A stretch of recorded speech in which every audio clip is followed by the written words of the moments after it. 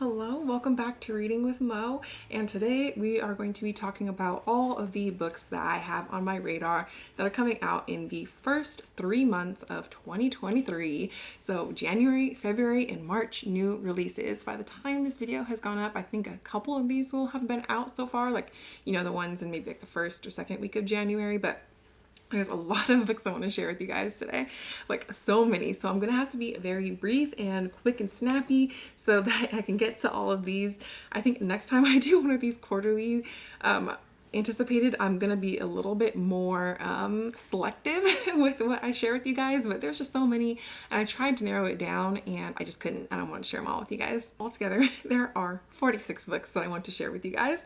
So like I said, we're going to go through these pretty quickly, but I'm going to be showing you the title, the author and everything. So if there's something that you want a little bit more info on, you can always, just go on Goodreads or Google it or something and find out some more information on a specific book that you're interested in. I myself am going to be trying to get to as many of these as I can during the next few months as they are released, but as they are new releases, I know the holds at my library are going to be super long. I was too slow to get on the wait list for the ones that were coming out in the first week of January, and already the wait list on them is 3-4 months long, but that's okay. I'm not in any rush. I'll get to them when I get to them. So let's go ahead and start off first with the books that are coming out in the month of January. I'll go ahead and make a little bit of room so that way I can show you guys the covers over here to the left of me. The first book is Age of Vice by Deepti Kapoor.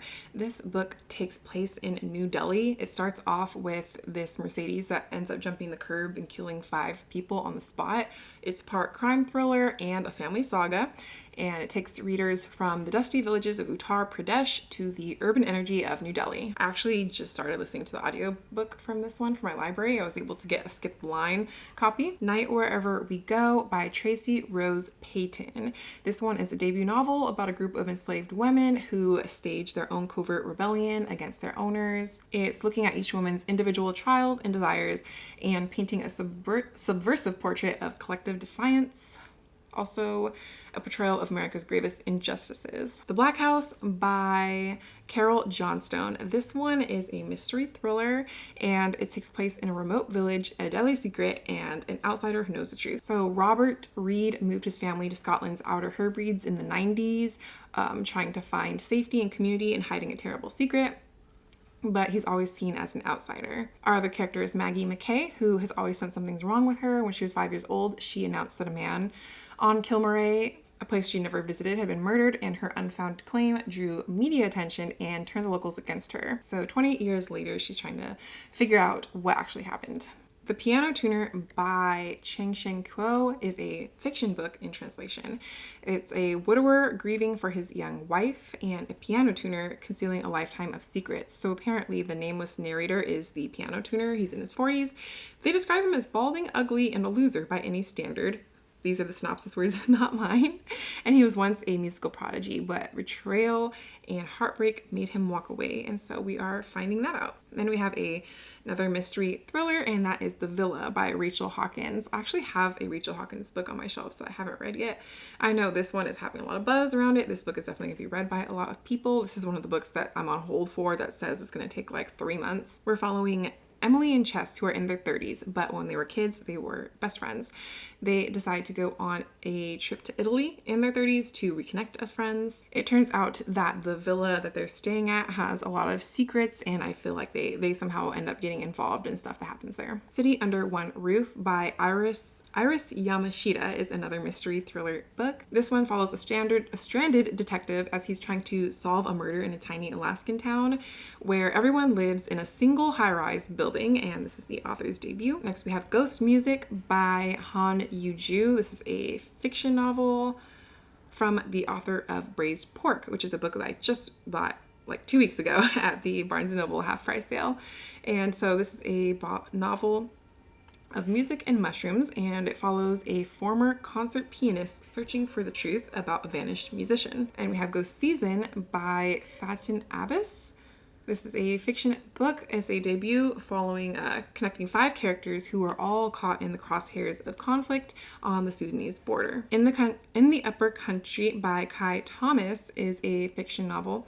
It's following the story of 2 women who are, one just beginning a journey of self-discovery and the other contemplating her life's last vital act. And it's in this sweeping, powerful novel set in the terminus of the Underground Railroad. Then we have Phaedra by Laura Shepperson. This is a fiction novel debut that is a powerful feminist retelling of Phaedra and her quest for justice, and it's described as good for fans of Madeline Miller and Natalie Haynes.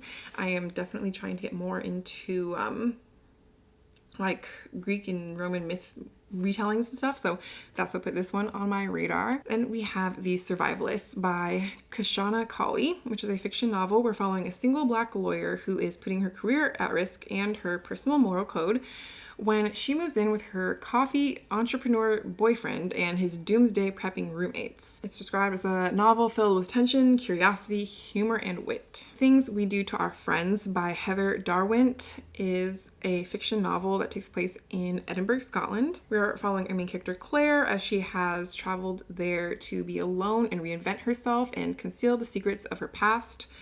And what better place to conceal her secrets of her past than at the university in the heart of the fabled cobblestoned old town. She ends up getting involved with this other group of kids that she meets at the university. She ends up getting involved in a project with them that goes against everything that she has tried to repent for. Decent People by Deshaun Charles Winslow is a fiction novel, and it takes place in a Black community reeling from a triple homicide and the secrets that the killings reveal. And we have Everyone in My Family Has Killed Someone by Benjamin Stevenson. This is a mystery thriller, and like the title would suggest, everyone in this family has killed someone, some of them more than once.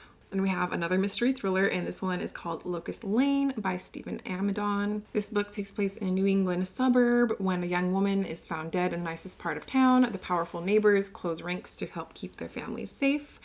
We are following an investigation into the 3 teenagers who were partying with her that night. Each of them is a suspect. Wade in the Water by Nyani Nkrumah is another fiction novel. This book is set in the 1980s in a rural, racially divided Ricksville, Mississippi. It tells the story of Ella, a Black, unloved, precocious 11-year-old, and Miss St. James, a mysterious white woman from Princeton who appears in Ella's community to carry out some research. And we have another mystery thriller. There are a lot in this video, and that is What Lies in the Woods by Kate Alice Marshall. We are following this group of girls who were 11 when they sent a killer to prison. I guess the 3 of them would spend the summer roaming in the woods, and they would play games, and I guess one of them was attacked. She was able to survive her 17 stab wounds and live to identify the man who had hurt her, and their testimony ended up putting away a killer who was wanted for murdering 6 women. But it says they were heroes, but they were liars. Then we have a nonfiction history book. It's called On Savage Shores by Caroline Dodds Pennick. This is shattering our previous Eurocentric understanding of the Age of Discovery by telling the story of the indigenous Americans who journeyed across the Atlantic to Europe after 1492. And we have This Other Eden by Paul Harding, a fiction novel that is inspired by the true story of Malaga Island. It's an island that's located off the coast of Maine, and it became one of the first racially integrated towns in the Northeast. Then we have one of the books I'm most looking forward to, and that is Jane Harper's Exiles. So I believe this is the 3rd book that is going to be following the same investigator, Aaron Falk. I really love the other 2 books, and I have read them and own them by Jane Harper following this detective. I kind of don't even really want to look too much into the synopsis of this book because I know for sure I'm going to be reading it. Then we have Mame by Jessica George. This is a fiction novel, a debut about a young British Ghanaian woman as she navigates her 20s and finds her place in the world. Then we have a young adult book, which I don't really pick up too much of those often, but this one really stood out to me, and it's called Promise Boys by Nick Brooks. This one is a mystery thriller. We're following 3 boys of color who must investigate their principal's murder in order to clear their own names, and it says it's perfect for fans of Angie Thomas and Jason Reynolds, who I love both of those authors, so I have to see if I like this one. Then we have River Sing Me Home by Eleanor Shearer. This book takes place in Barbados on a plantation where the master gathers the slaves and announces that the king has decreed an end to slavery. But he tells them they're no longer slaves, they're now his apprentices, but they have to work for him for another 6 years, so their freedom really doesn't mean anything to them at that point. And then we have The Drift by C.J. Tudor. This book, we're following 3 ordinary people who risk everything for a chance at redemption. And this book, it's like about a catastrophe and survival at the end of the world. Then we have a nonfiction book, and that is The Love You Save by Goldie Taylor. It is a autobiography / memoir. Goldie Taylor is sharing the story that's harrowing yet deeply hopeful story of her troubled childhood in East St. Louis. And it's a memoir about her family, her faith, and the power of books. And then we have another nonfiction book, and that is The In-Betweens, a lyrical memoir. So this is another memoir, and it's a biracial coming-of-age journey of a boy from Black and Jewish families. And we're following the story of a biracial boy becoming a man all the while trying to find himself and coming to terms with his white family and trying to find his place in American society. Next, we have February's books, which are less than the ones that are coming out in January, and then March, which is less than both of those as well. So the first one is A Spell of Good Things by Ayobami Adebayo. I really wanted to read their book, Stay With Me. It's been on my TBR for a minute, and now they're coming out with another book.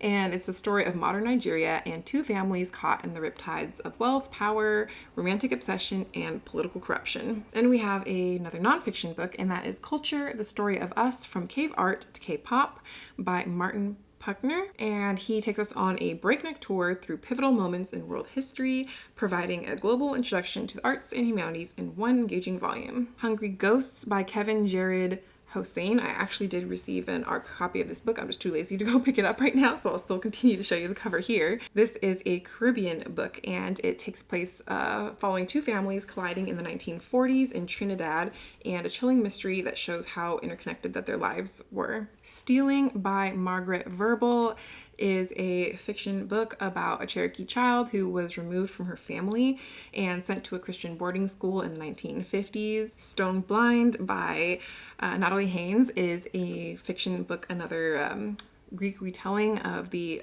story of Medusa. So I actually read another Natalie Haynes book last year, 1,000 Ships, and I gave that a 5-star rating. So I'm really hoping that this will be another 5-star read for me. Then we have a nonfiction book, The Black Guy Dies First, Black Horror from Fodder to Oscar by Mark H. Harris and Robin R. Means Coleman. This book is an exploration of the history of Black horror films after the rising success of Get Out, Candyman, and Lovecraft Country, and it's from creators behind the documentary Horror Noir. And we have The House of Eve by Sadiqa Johnson. This author published Yellow Wife a few years ago. I remember reading that and really enjoying it, so I want to see, what this one's going to be about. I guess this book is set in 1950s Philadelphia and Washington, D.C., and explores what it means to be a woman and a mother and how much one is willing to sacrifice in order to achieve her greatest goal. Then we have a nonfiction book, The Sergeant, The Incredible Life of Nicholas Sade, son of an African general, slave of the Ottomans, free man under the Tsars, hero of the Union Army by Dean Calbreth. That is the longest title ever. But we're just following from his noble childhood in the kingdom of Borno to being kidnapped into slavery.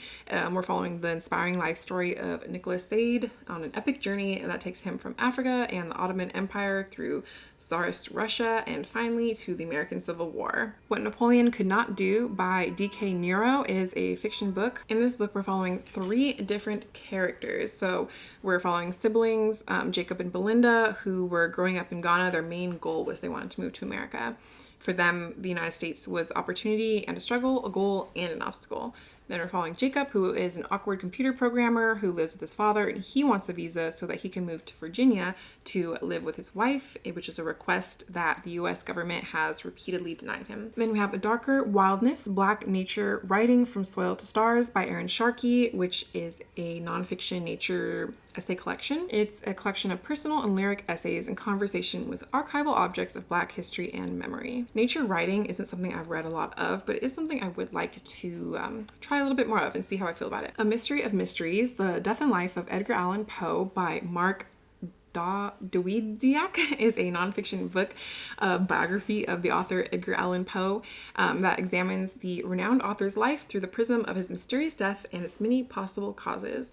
I have read Edgar Allan Poe's works before, but I haven't really read anything about him as an author himself, so I'm looking forward to picking that one up. All the Beauty in the World, The Metropolitan Museum of Art and Me by Patrick Bringley is another nonfiction book. This is written by a former New Yorker staffer who spent a decade working as a museum guard at the Metropolitan Museum of Art in New York. We are following him as he works here and has access to a lot of parts of the museum that none of us would ever otherwise have any knowledge of. Hourglass by Kieran Goddard is a short lyrical debut novel about love, lost work time, and the unquenchable desire for connection with others. This book doesn't really give away a lot of what happens in the synopsis, but I feel like it's just really beautifully written, and it seems like a book that's going to be beautifully written, so I want to give this one a chance. Then we have a science fiction novel. This is Arch Conspirator by Veronica Roth. This book is a gripping and atmospheric reimagining of Antigone. So outside the last city on Earth, the planet is a wasteland.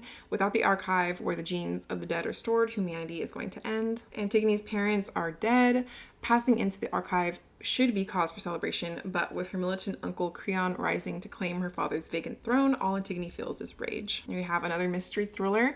This one sounds very interesting. Okay, so it's called A Murder Your Employer, The McMaster's Guide to Homicide by Rupert Holmes. So it takes place at this place called the McMaster's Conservatory for the Applied Arts, which is a luxurious clandestine college dedicated to the fine art of murder, where earnest students study how to best delete the most deserving victim. So that was the last book for February. Now lastly and finally onto the books that are coming out in the month of March, which I have only 3 that I want to share with you guys. So the first one is Clytemnestra by Costanza Casati. This is a fiction novel, another retelling.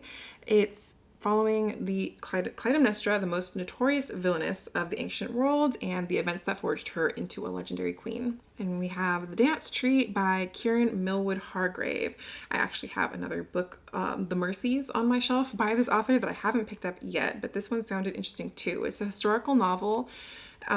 It weaves a spellbinding tale of fear, transformation, courage, and love in 16th century France. It starts off in Strasbourg in 1518, where a lone woman begins in the hot summer to dance in the city square.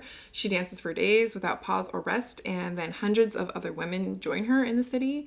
The men running the city declare a state of emergency and hire musicians to play the devil out of the mob. We're following outside the city pregnant Lisbeth, who lives with her husband and mother-in-law. Even though, okay, so Lisbeth isn't involved in that dancing plague that is afflicting the women, but her own quiet life is upended when her sister-in-law Nephi returns after she's been away for 7 years for serving a penance in the mountains for a crime that no one will name. And then last but not least, the very last book I want to show you guys is The Flames by Sophie Haydock. This book is set in the bohemian art world of early 20th century Vienna. We're following 4 women who posed for and inspired the groundbreaking erotic art of controversial painter Egon Schiele. So those are all 45-ish, I think, books that I wanted to share with you guys today. I'm sorry if I blazed through some of these quicker than you would have liked, but there are a lot, and I did not want this video to be like 5 hours long. Like I said, you guys can go ahead and look up more in-depth synopsises on any that you feel like you're interested in picking up. Like I said, I'm going to be trying to pick up at least a good like 15 to 20 of these probably. I'll probably get to maybe around like half of them, which is my goal.